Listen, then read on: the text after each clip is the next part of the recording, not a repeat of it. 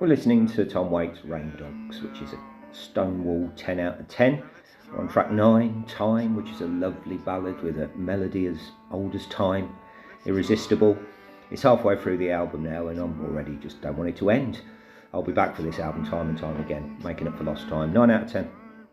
Track 10, Rain Dogs. Oh, excuse me, Rain Dogs. There's just not enough harpsichord in music, is there?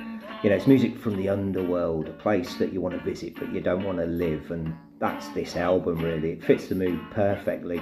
The trumpet, the whole sound is just glorious, and the vocal performance as well on this track, it's just over too quick. 10 out of 10.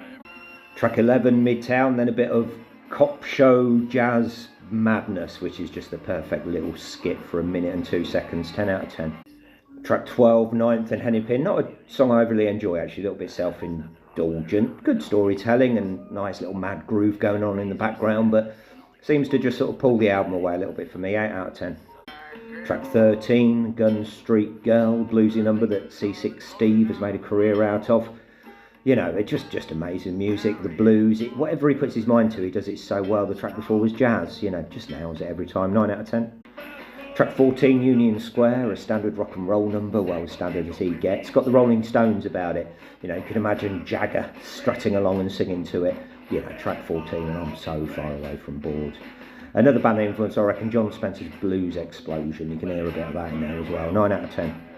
Track 15, Blind Love, country number for the first time in the album. And I really like the change in direction, but not actually a massive fan of the song. But yeah, great how he must hurt his voice when he sings, that gravel there. 8 out of 10. Track 16, Walking Spanish, back to the blues. Let's mention the band, who are always on point, you know, loose and tight all at the same time. Don't know if they're session musicians or not, but yeah, amazing. Just sounds great when you're paying attention to it. 9 out of 10. Track 17, Downtown Train. Confession time, I knew the Rod Stewart version, I didn't know it was a cover. There we go. Not that he writes much of his own stuff, I suppose, Rod, but yeah, it's much better than the Rod Stewart version, but it's been soiled. 8 out of 10. Track 18, Bride of Rain Dog. I love this. This is when he's at his best. The dark cabaret, fun yet dark, just too short. Great little outro. We'll start to outro. 10 out of 10.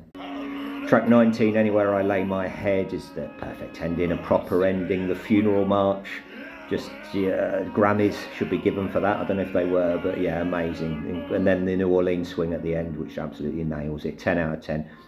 As is the album. It's just an album that everybody should be played on the first day of their life and play every week forever, and they'd never get bored. You'd find something in it. Truly amazing, and it deserved 10 out of 10.